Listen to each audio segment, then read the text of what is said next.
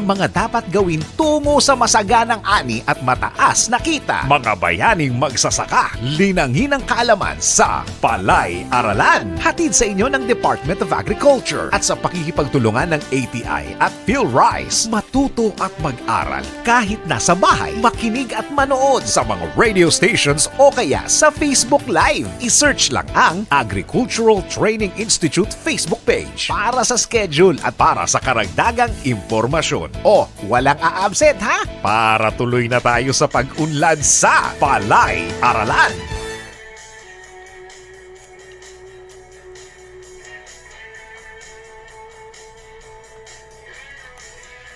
Mga ka-agri-eskwela, kayo po ay nakatutok sa School on the Air on Rice-Based Integrated Farming System for South Cotabato. Ang inyong eskwelahan sa radyo para sa mga makabagong kaalaman sa agrikultura. Ako po si JL Oman, ang inyong tagapaghatid ng impormasyon tuwing umaga.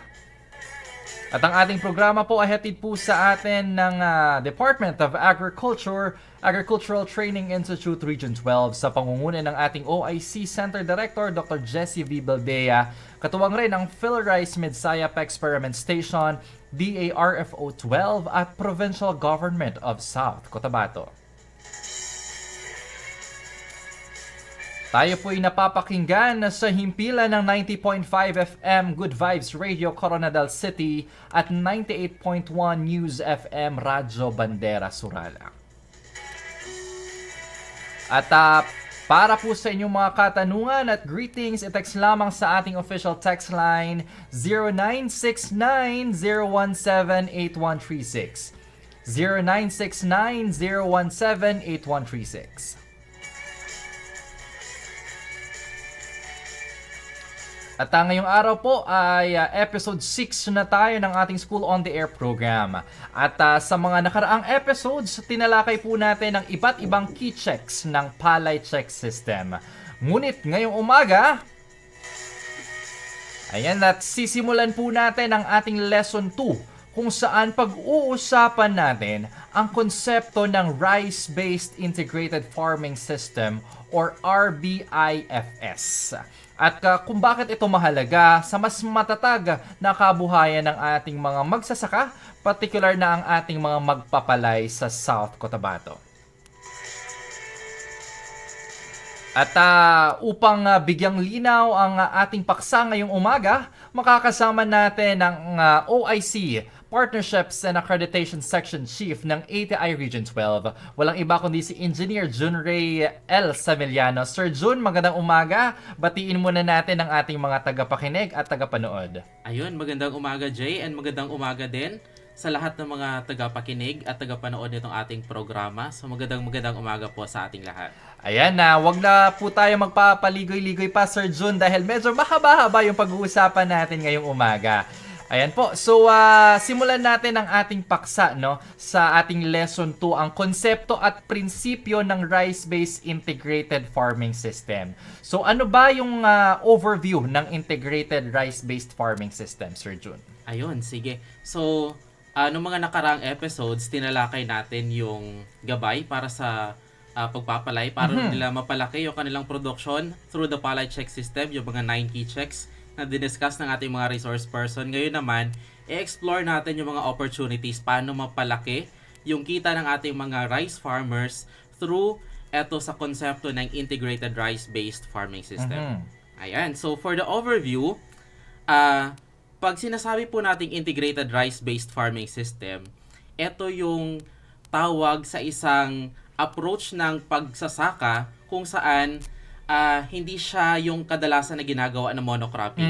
Karamihan kasi sa mga rice farmers natin ay talagang nakafocus lang sa pagpapalay. Yes. Hindi nila ina-explore yung iba pang commodity na pwede nilang pagkakitaan. So ngayon, ituturo natin ano ba yung mga possible options nila para mas ma-maximize nila yung paggamit ng kanilang mga lupang sakahan. Ayan.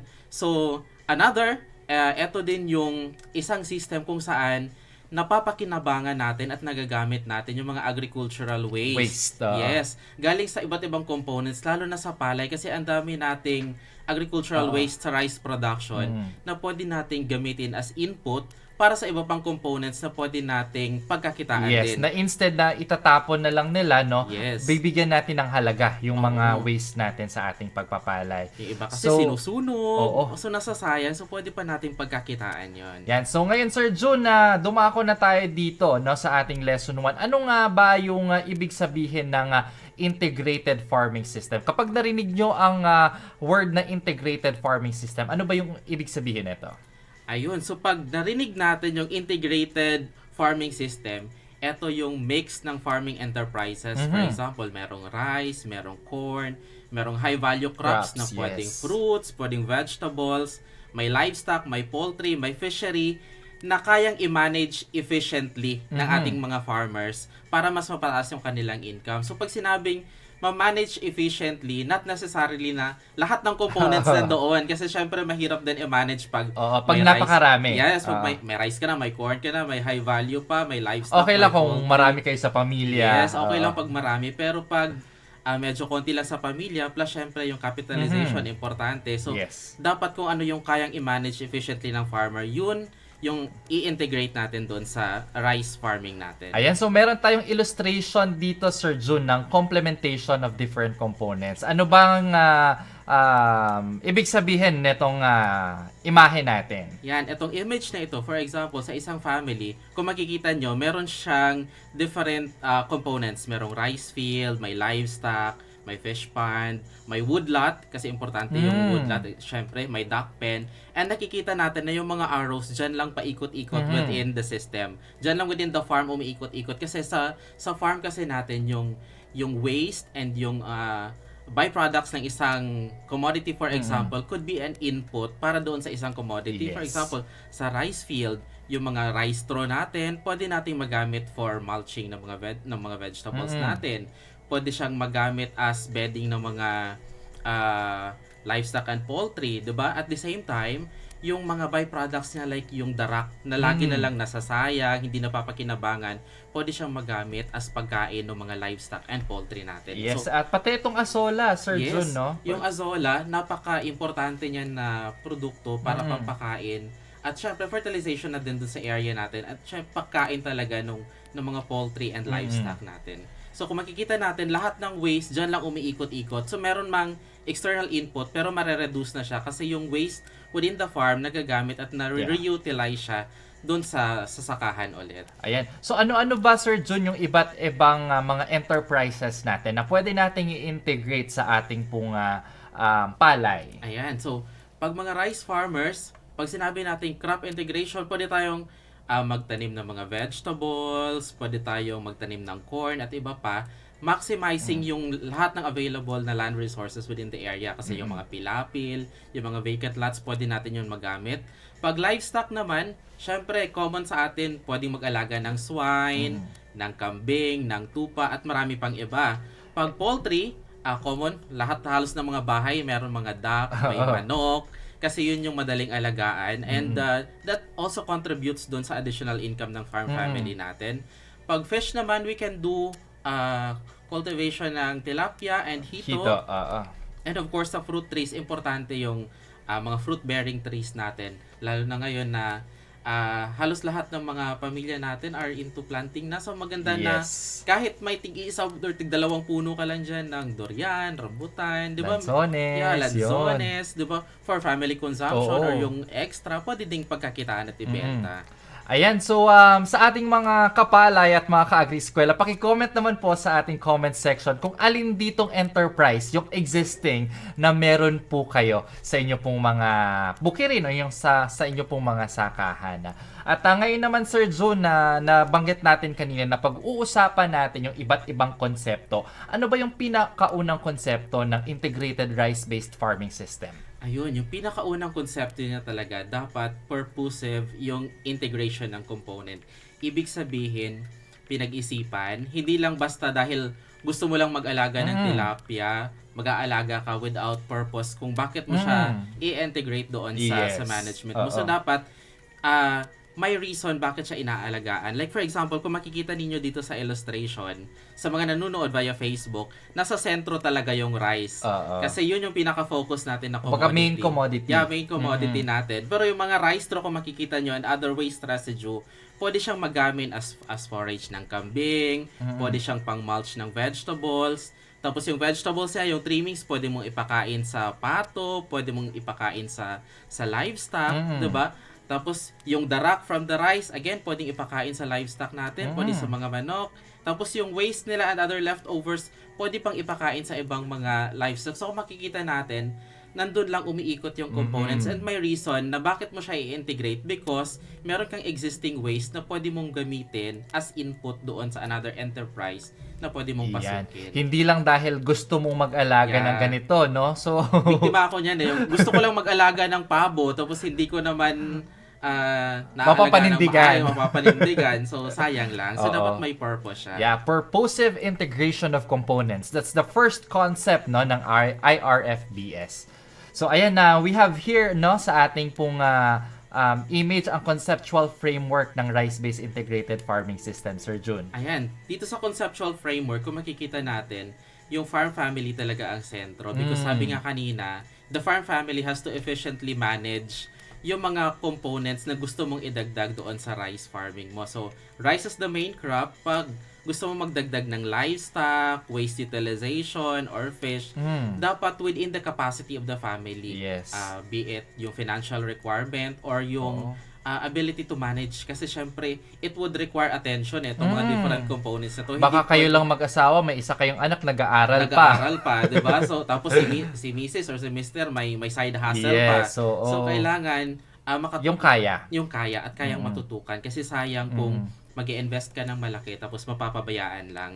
Imbis na kumita, naging losses pa siya. Naging losses. Ayan. So, dumako tayo sa pangalawang concept ng integrated rice-based farming system. Ayun, yung pinakapangalawang konsepto niya is yung mag-promote ng effective recycling of waste residues. Kasi, eto talaga yung kadalasan na nanineglect ng mga farmers. Hindi natin nakikitaan ng potential yung mga waste na papabayaan lang siya sa isang sulok, sinusunog, where in fact, pwede pa natin siyang i-turn into something more valuable at mas mag-contribute pa doon sa additional income ng family. Sabi nga dito, sa pangatlong konsepto, nothing is wasted. Everything is a resource.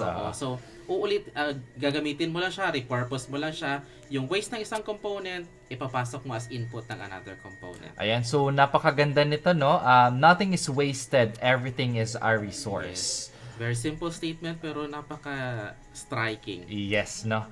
So, eto naman na when engaging in rice-based integrated farming, of course, dapat nabanggit natin kanina, Sir John, na main commodity natin yung rice. Rice talaga yung main commodity kasi syempre sa Pilipinas kasi 'di ba sa ating mga Pilipino, hindi naman tayo kumakain ng pinya 3 times a day. Rice talaga. So we have to make sure na we produce enough rice for our family and for the community as well kasi hindi naman lahat mayroong capacity na magtanim ng palay.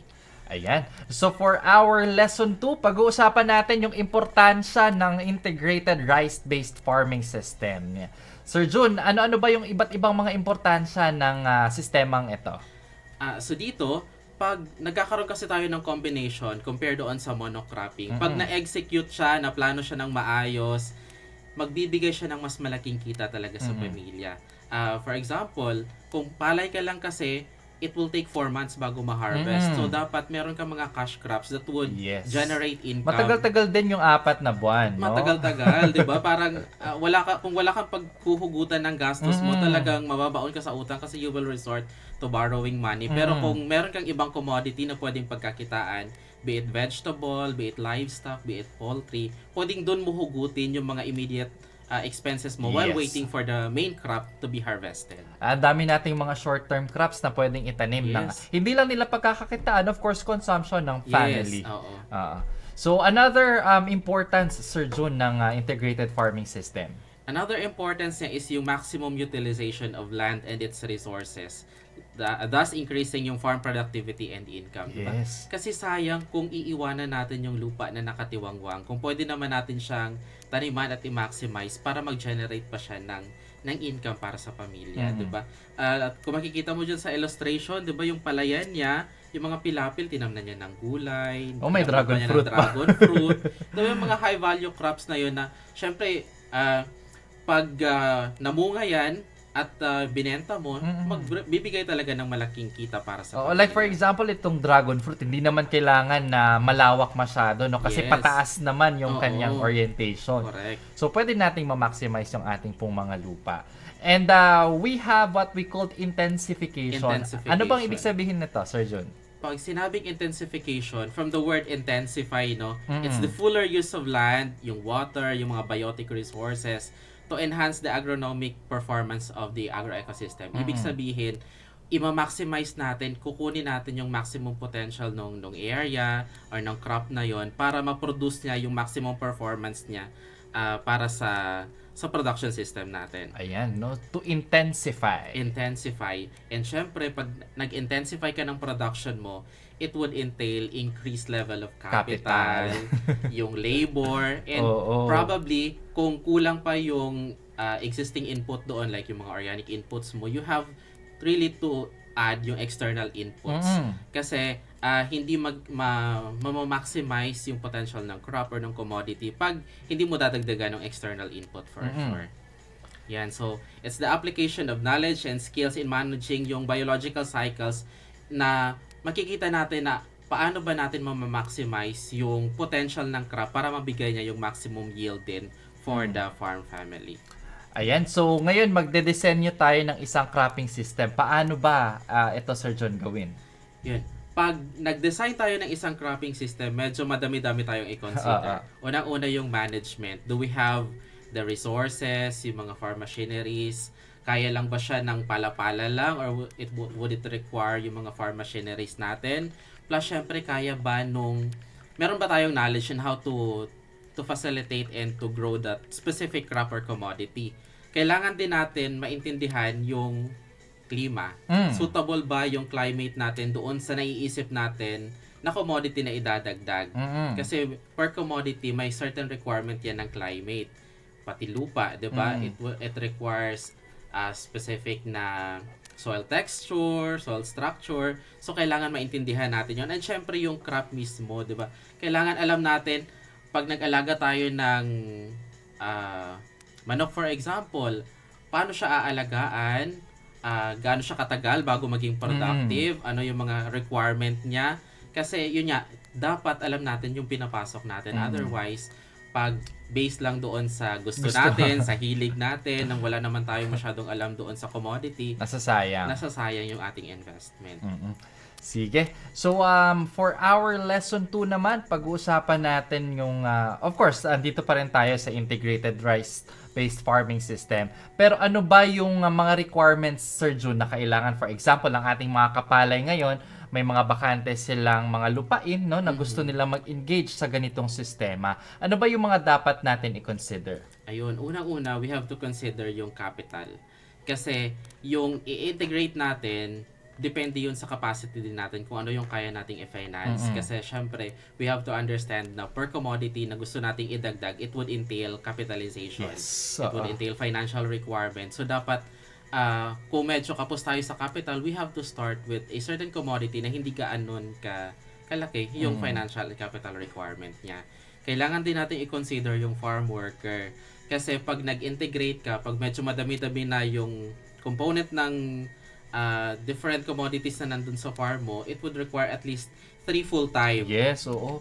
Lalo na kapag may livestock ka. Correct. At poultry. Kasi syempre, kung poultry, may livestock, everyday kakain yan. So, hindi pwedeng balikan mo after 3 days, balikan mo after a week, mamamatay yung ang ating mga gulay pwede pa. Yeah, yung gulay pwede pa. Pero pag yung mga livestock, poultry, talagang kailangan nakatutok ka. So, farm worker is very important. Okay, number 1, capital, and number 2, farm workers. At pangatlo naman, Sir Jun. Pangatlo, syempre yung lupa. Hirap naman mag-diversify tapos lupa pala ng kapitbahay. Tapos pag naging productive na kukunin sa'yo. So, sa lupa, ideally, 1 hectare.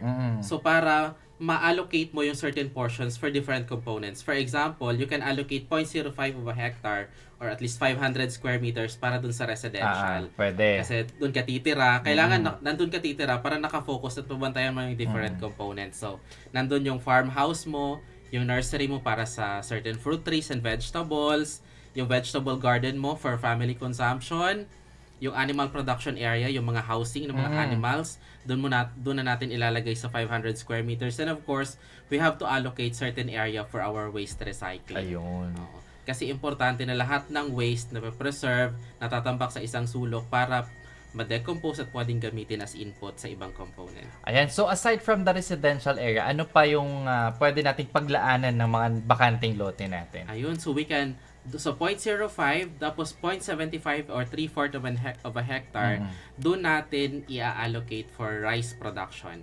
Alam nyo kasi yung concept ng integrated rice-based farming system, madalas nagagamit ito doon sa mga upland and rainfed areas.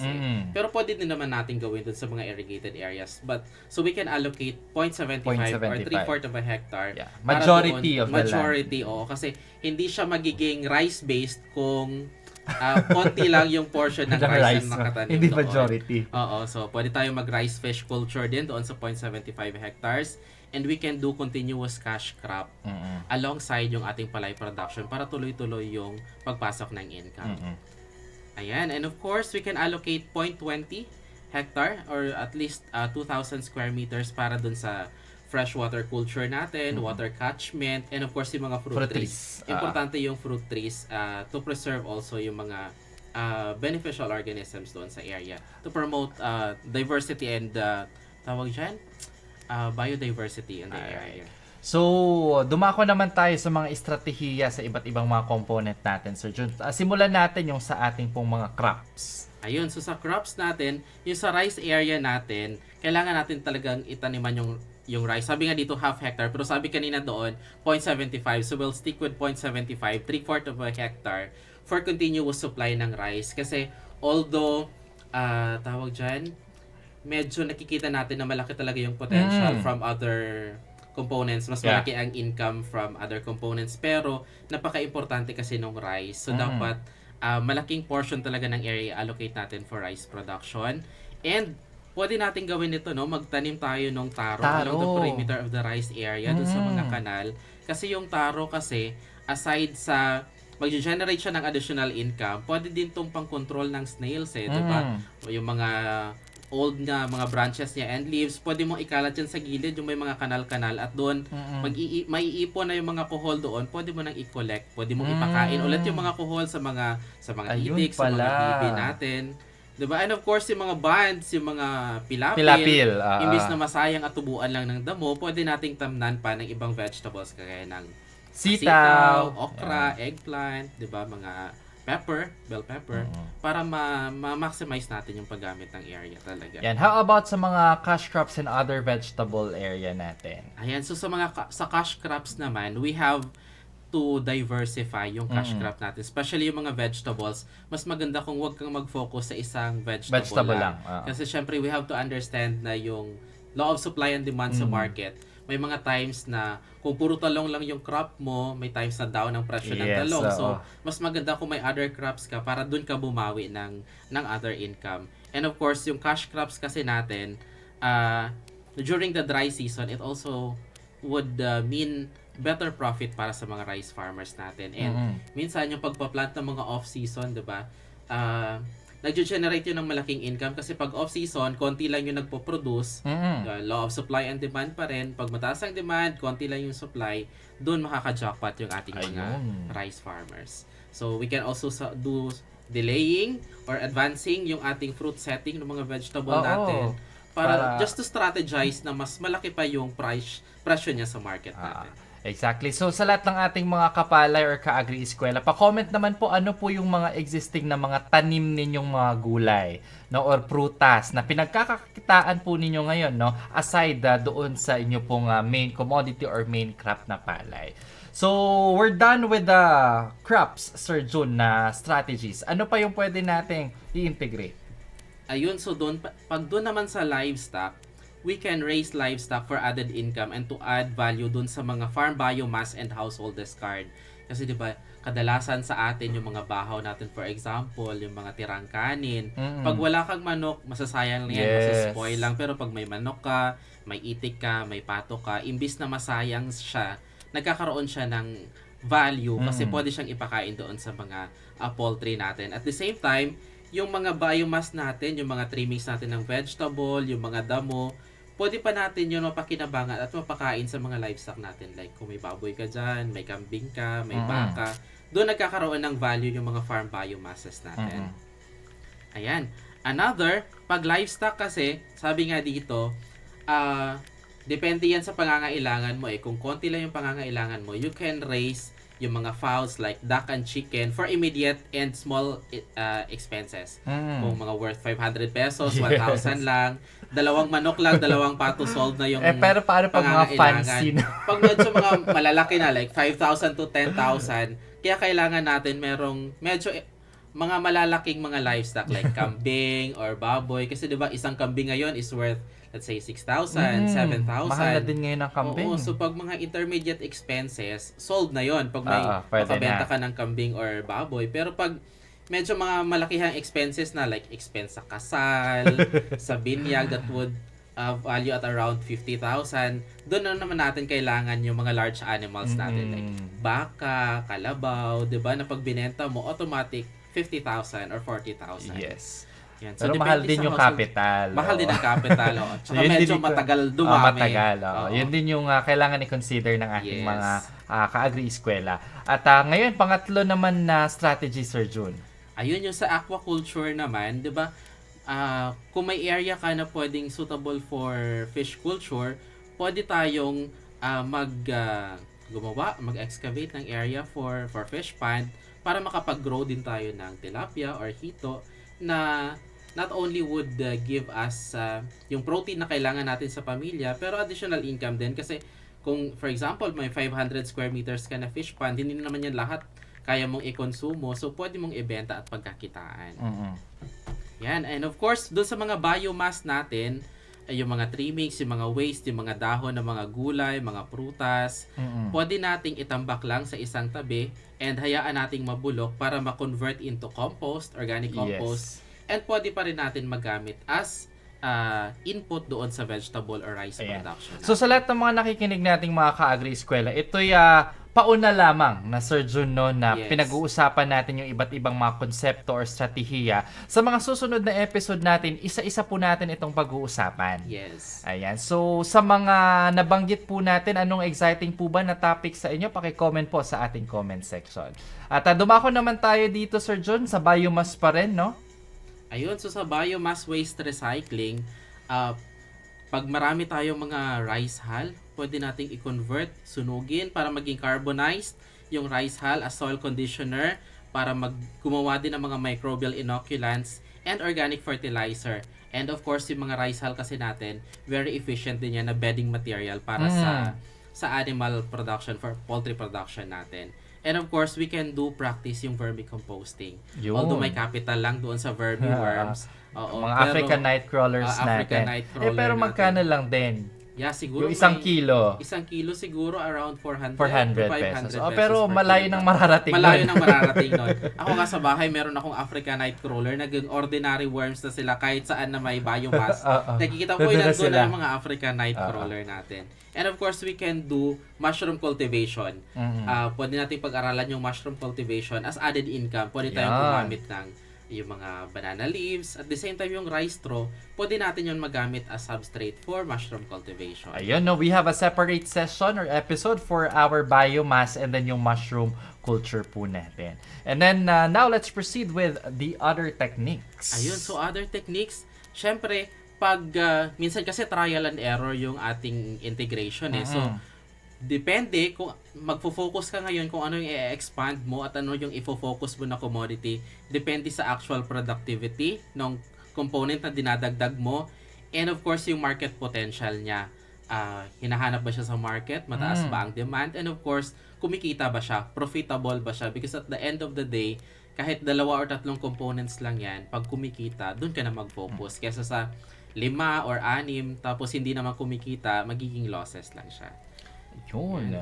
And then other techniques natin, Sir Jun, ay of course no, ma-increase ang number ng iba't ibang crops natin. Yeah, and also to increase yung yield kasi importante yung yield per unit area kasi napaka-valuable resource na ng lupa ngayon. Sabi nga nila hindi siya lumalawak, hindi siya lumalaki, so we have to maximize yung available land resource natin para makuha natin yung maximum yield na pwede niyang i-produce. Ayan. So Sir Jun, we have a term na sequential planting. Ano bang ibig sabihin nito? Yan. Pag sinabi nating sequential planting, from the word sequence, no, planting ito ng short season or drought tolerant na crops after rice. So kadalasan, ang nakikita natin na pinapractice ng mga rice farmers natin, after ng palay, nagtatanim sila ng legumes, or after ng palay, ginagamit nila yung area for watermelon, may nagtatanim din ng corn. Sa Luzon, common itong nagtatanim ng onion after rice. Yung iba naman nag-go into ampalaya or sweet corn.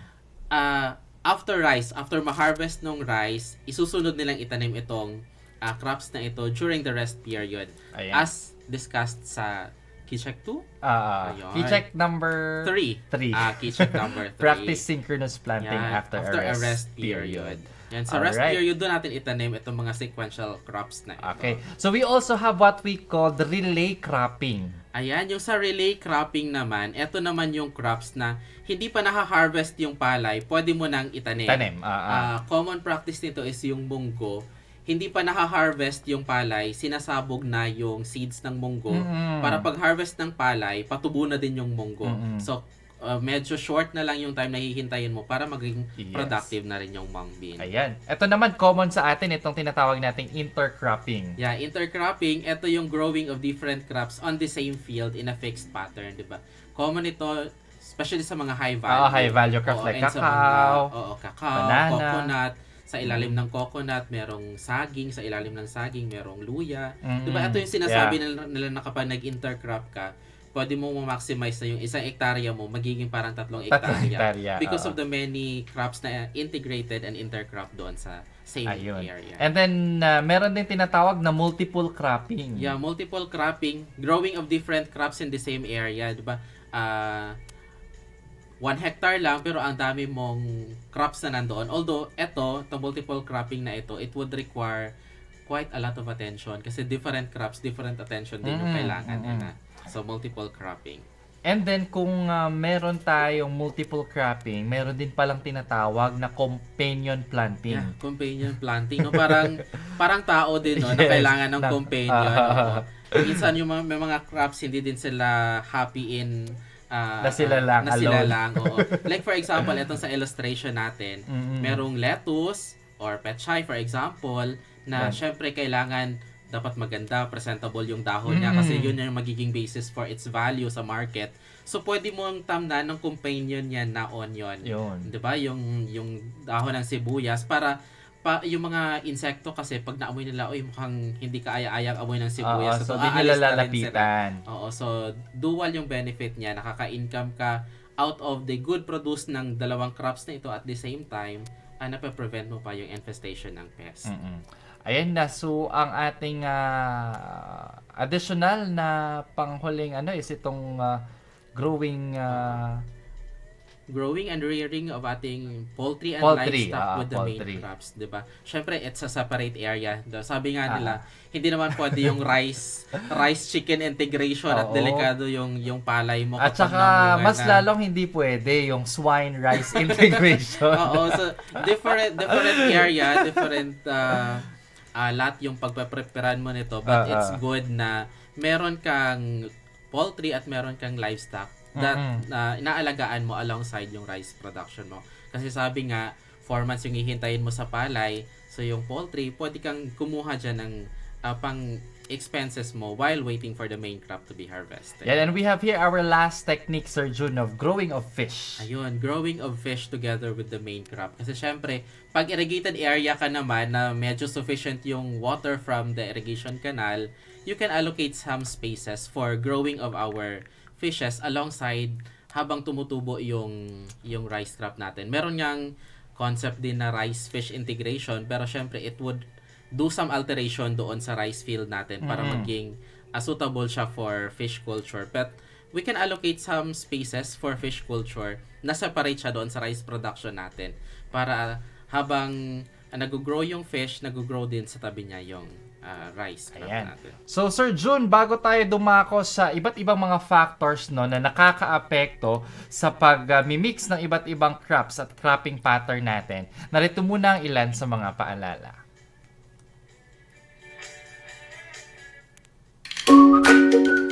Ilang anihan na, ngunit hindi pa rin ako nakakatanggap ng libreng binhi mula sa gobyerno. Mabuti pa yung iba. Sana ako rin. Hoy, paring Berting! Bakit ka nagmumukmuk dyan? Teka, rehistrado ka na ba sa RSBSA? RSBSA? Ano ba yan? Ang RSBSA o Registry System for Basic Sectors in Agriculture ay ang isinasagawang census o pagre-rehistro sa mga nagsasaka, naghahayupan at mga mangingisda sa lokalidad. Pinapangunahan ito ng Department of Agriculture sa tulong na rin ng mga provincial and municipal local government units. Ganun ba? Para saan naman yon? Ang RSBSA ang kanilang basyan kung sino-sino ang maaaring makatatanggap ng iba't ibang benepisyo at ayuda mula sa DA at iba pang proyekto ng gobyerno. Kasama ba dyan ang libreng binhi? Hindi lang binhi pare, nandyan din ang karagdagang financial assistance, abono, access to loan programs, crop insurance, mga kagamitan sa pagsasaka tulad ng makinarya, access sa mga programa sa paghahayupan at marami pang iba. Hulog ka talaga ng langit, paring Cardo! Walang anuman paring Berting. O, bilisan mo nang tapusin ang pag-aararo mo at sasamahan kitang magparehistro sa RSBSA sa ating Municipal Agriculture Office. Ikaw talaga! Para sa karagdagang impormasyon, mag-text sa Farmers Contact Center sa numero 0920-946-2474. Sa RCEF, mataas na ani at kita, kayang-kaya! Ang paalalang ito ay hatid sa inyo ng Rice Competitiveness Enhancement Fund at ATI Region 12. Paring Pido, mataas daw ang kita ng isang seed grower ah. Totoo ba? Totoong totoo, paring Ronel. Pero marami rin kami mga pinagdaanan bilang isang seed grower. Tulad na lamang ang pagpapanatili ng mataas na kalidad ng mga binhi.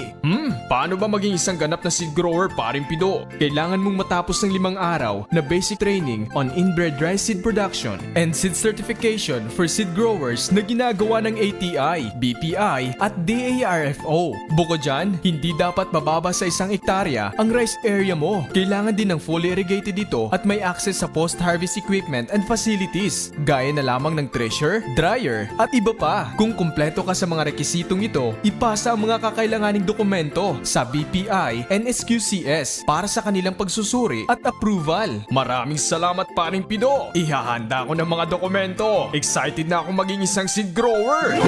Para sa karagdagang impormasyon, mag-text sa Farmers Contact Center sa numero 0920-946-2474. Sa RCEF, mataas na ani at kita, kayang-kaya! Ang paalalang ito ay hatid sa inyo ng Rice Competitiveness Enhancement Fund at ATI Region 12.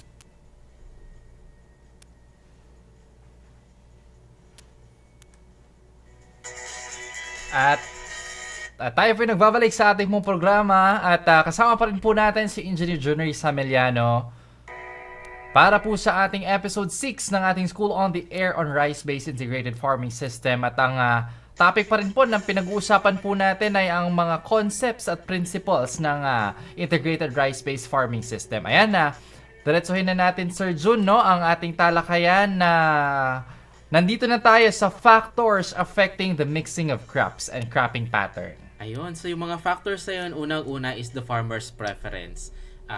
Both ways, syempre yung preference mo as grower, kung ano yung gusto mong alagaan, at the same time, yung preference ng mga farmers sa community, yung acceptability nung specific na commodity na yun sa community. Kasi for example, gusto mong mag-alaga at mag-cultivate ng mushroom, hindi naman siya accepted dun sa community, wala namang kumakain ng mushroom. So, determining factor talaga yun. Pangalawa, yung profit, diba? Because at the end of the day, we would want na maximum profit ang babalik out of the investments na ilalagay natin dun sa specific commodity na yun. Pangatlo is the market. Available ba ang market? Gaano kalayo ang market? Gaano kalaki ang market? Because that would determine kung gaano din kalaki yung ating magiging production for that specific commodity. Pang-apat is yung size ng farm, 'di ba? Gaano ba kalawak yung farm mo? Kasi may mga certain commodity na hindi siya ganun ka-profitable pag maliit lang din yung production mo. So, the size of the farm will matter. And of course, yung adaptability of the crop. There are certain crops na may specific requirement siya. So, kapag hindi siya adaptable sa area at ipipilit natin, masasayang lang yung investment natin. Ayan, no? So, another factor na we need to consider itong physical environment. The physical environment, the rainfall, kasi may mga certain crops na kailangan niya yung specific number of millimeter of rainfall para mag-grow siya ng maayos. Yung soil texture, sandy ba yan, clay ba yan, loamy ba yan, importante yon. The topography. Also, there are certain crops na kailangan niya high elevation. May mga certain crops naman na okay lang siya sa flatlands.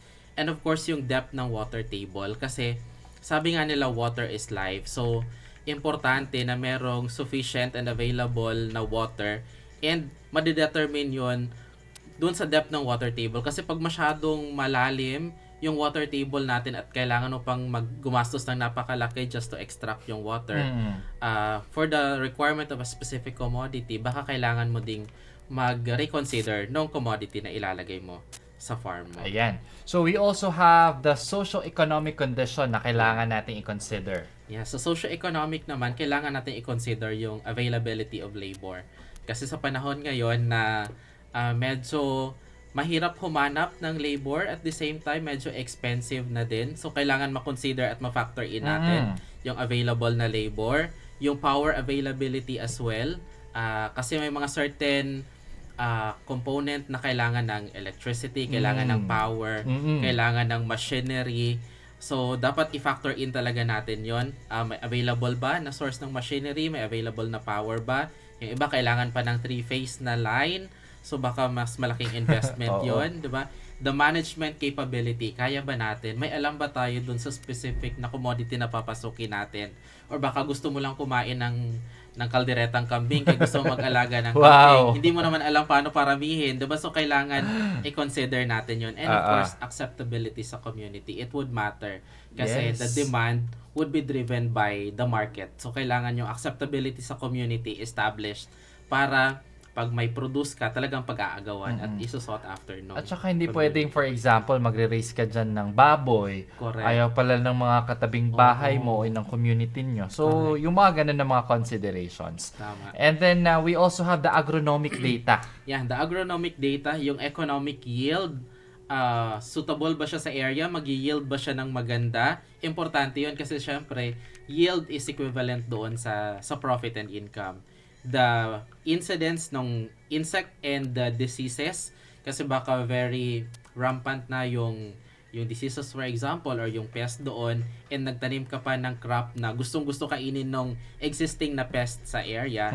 And of course, yung mga weeds, ifa-factor in din natin yun kasi sa crops, syempre, magiging malaking factor talaga yung available na and present na weeds sa area doon sa magiging productivity din ng specific na crop.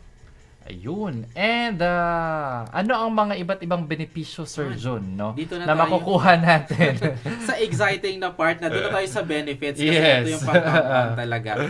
So, unang-unang benefit talaga is yung continuous food supply. Kasi more than the profit, it's really the food for the family na importante, diba? Na imbis na bibilihin mo pa, nandyan na, readily available kung kailan mo kung gusto mong kumain ng prutas, may available na prutas. Kung gusto mo ng protein, may meat or may egg na available, diba? So, continuous food supply because of that diversification. Yun yung pinakaunang benefit ng integrated rice-based farming system. Pangalawa, yung reduced production risk and cost of production. Kasi pag, for example, like dito, makikita natin merong green manuring, nagtanim siya ng munggo after ng rice. So, because of that, pag pinlaw mo yung munggo at the time na namumulak-kilak siya, it would give back yung na-harvest niya na nitrogen sa lupa. Okay. And sa next cropping mo, konti na lang yung external input mo na nitrogen for your crop production. Pangatlo, yung maximized use of land for better resource allocation. Ito talaga yung importante, di ba, na walang nasasayang at naiiwang lupa na nakatiwangwang, lahat nagagamit, lahat napapakinabangan. Kasi sayang yung available land resources natin kung hahayaan lang natin siyang nakatiwangwang lang at hindi natin nako-cultivate. Kasi maraming mga tao na gusto magtanim pero hindi nila afford at kaya kasi wala silang lupa. Oo. Yung mga may lupa naman, nakakayaan lang nun na nakatuwang. Oo. So sayang yung resources na yon. Pang-apat is yung enhanced diversity and ecological balance. Ito yung importante kasi with the many crops na ilalagay mo, nagkakaroon din ng diversity at nagkakaroon ng ecological balance. Kasi nagiging problema yung ibang insekto, nagiging peste sila kasi nadidisturb na yung balance in the environment. Pero pag madaming commodity, nagkakaroon din ng biodiversity and ecological balance within the immediate surroundings. And next na benefit is ma-mitigate natin yung risk and yung resiliency sa climate change. Kasi syempre with the situation that we are now, sabi nga nandiyan na yung climate change, the way to mitigate is to really diversify our resources. Huwag mong ilagay, sabi nga 'di ba, do not put your Eggs in one basket. eggs in one basket. You have to diversify kasi hindi lahat ng commodity, minsan may mga times na magda-down or hindi magpo-prosper yung commodity na to, meron kang pangsalba na ibang commodity na pagkukunan ng Like for income. example, sa main commodity na sabi nga natin kanina, that's majority of the farm no is rice, no. In the instances na darating yung mga bagyo na hindi natin Correct. inaasahan, no. Strong winds. Strong winds na malapit ka na mag-harvest kinabukasan tapos dumapa pa yung ating mga palay. So, after 4 months of waiting, religiously waiting for 4 months. So, dumating yung mga instances na gano'n. So, talagang iiyak ka na lang. Yes, oo, kasi force of nature yan, wala tayong magagawa. So, yon. So, at least, kung meron kang ibang papagkukunan, no, may mga livestock, poultry, cash crops, may mga fruit trees ka, no. So, at least, may another source of income ka na hindi ka nakadepend sa main crop mo. Mababawas-bawasan yung bigat ng loob mo kasi may Yes. pagkukunan ka pa na iba. Oo. Ayan, also, ma-reduce din yung build-up ng pests and diseases kasi pag nag-diversify ka kasi, you do crop rotation, per crop kasi iba-iba din yung dala niya na may mga kasama yan na mga weeds and insect. Pero pag nag-diversify ka, the next cropping, iba na naman na cropping ilalagay mo dun sa area na yon na nagkakaroon din ng reduction doon sa number of insect pests doon sa area. Kasi syempre, pag itatanim mo doon bagong commodity na hindi na gusto ng insect pest na present in the area, magugutom sila, mamamatay sila, so mababawasan yung kanilang population. Next is less reliance on agricultural chemicals and inorganic inputs. Kasi if nag-diversify ka, especially pag livestock, yung lahat ng mga waste noon, pag na-decompose yun, it can be utilized as input doon sa be it vegetable or rice production mo. So, kung magdadagdag ka man ng external input na inorganic fertilizer, konti na lang kasi very rich na yung soil mo at kaya nang isupply somehow yung requirement ng crop. Yes. And ito yung maganda no sa economic activities natin kasi nga nakaka-create tayo ng employment. Oo, kasi syempre 'di ba pag for example, dalawa lang naman kayo plus may isa kang anak na nag-aaral pa at napakarami mong commodity na mina-manage at hindi mo na kayang i-focus, you have to employ some farm workers na tumulong. Pero pagdating dito, Sir Jun, tingnan din nila. Yung, for example, mag-i-employ sila ng tao, magagasa sila sa sahod. Would that be enough at would that be compensate no sa income ng farm? Yes. Baka sobra pa yung papasweldo mo. Correct. So, dapat i-weigh in mo yung mga options mo. Pero, yun nga ang maganda pag halimbawa, established ka na, working na yung mga commodities mo na doon, malaki na yung poultry mo, malaki na yung swine production. Saka na siguro, no? So, you can create really employment doon sa immediate surroundings mo. Yung mga farm workers doon na naghihintay ng trabaho, mabibigyan natin ng trabaho because of the opportunities na meron doon sa farm. So, yun. And then yung pinakapanghuli natin, syempre, pag maraming components sa farm, maraming pagkakaabalahan yung pamilya, nagkakaroon ng stronger and better relationship among the family members. Kasi syempre, 'di ba, sabay-sabay kayong mag-harvest ng mga prutas, sabay-sabay kayong mag-harvest ng gulay, sabay-sabay kayong maglilinis ng mga gulayan ninyo, mag-harvest ng itlog ng manok sa umaga, magpapakain ng baboy, yung mga, so it builds yung connection. And I think mas na-highlight ito, diba, during the pandemic, na kung saan mahirap ang movement, lahat bumalik sa farm, lahat bumalik sa provinces, they do farming. So, eto talaga pag nag-diversify ka, mas maraming farm activities for the family. At the same time, natuturuan natin yung mga bata natin na to really cultivate that love for agriculture na hindi lang laging nakafocus sa cellphone, but to have more meaningful activities in the farm para mas maging better din yung relationship. It's between just a way din na para ma-entice sila no sa agriculture na baka gusto din nilang kunin na ganitong profession soon no kapag magka-college na sila. So ang daming benefits no na makukuha no sa integrated rice-based farming system. So kaya Sir June na for our last slide. Yan, for our last slide, sabi nga dito, wala na tayong magagawa kasi nandyan na yung climate change, so we have to adapt doon sa challenge ng climate change.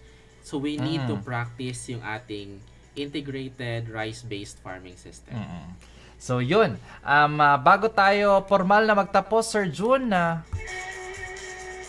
mensahe po sa lahat ng ating mga 1,500 na enrollees ng ating pong programa at sa lahat ng mga nanunood at nakikinig ngayon saan mang dako ng Pilipinas at mundo.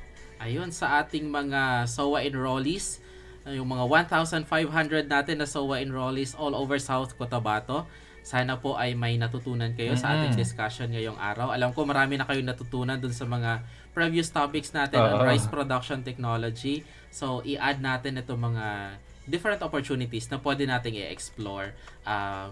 I-maximize natin yung paggamit ng lupa natin kasi at the end of the day, what we want is for our farmers to really gain yung bigger profit and better income for their family. Yan.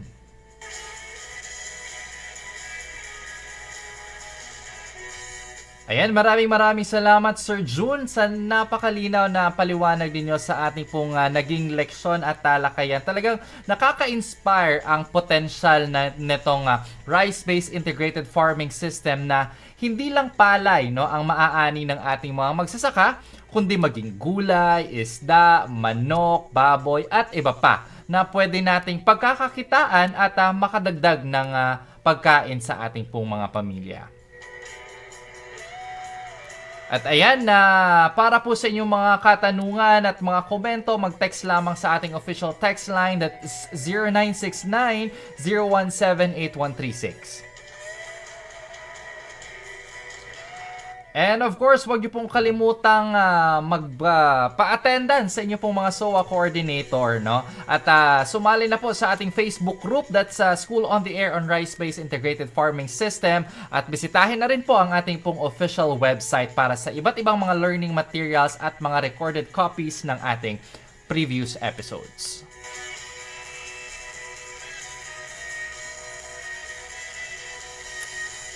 At happy birthday sa lahat po ng ating mga ka-agri-skwelang nagdidiriwang ng kanilang kaarawan. Naway maging masagana po ang inyong mga ani at masaya ang inyong pag-aaral sa ating School on the Air. Ayan, at abangan po bukas no ang ating panibago pong episode na magkakaroon tayo ng bagong speaker po bukas. At wala na po tayong sapat na oras, kaya sa lahat po ng ating pong mga magpapalay, mga ka-agri-eskwela, maraming salamat po sa inyo pong oras sa pagtutok at pakikinig sa ating pong programa ngayong araw. At sa ngalan po ng aming National Director, Engineer Remlin Recotera, MNSA CESO 3, Deputy Director Antonieta Arceo, ISDOIC Chief Ma'am Pamela Mapala, South Cotabato Governor Reynaldo S. Tamayo Jr.,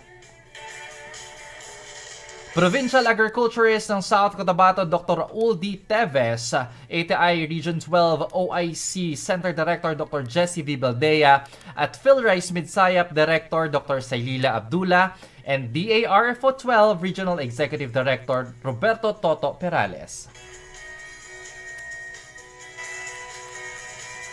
Ako po si Joel Oman, ang inyong ka-agri-eskwela na nagpapaalala, basta may alam, may ani at kita ang magsasaka. Kita-kits bukas sa susunod na episode. Assalamualaikum warahmatullahi ta'ala wabarakatuh.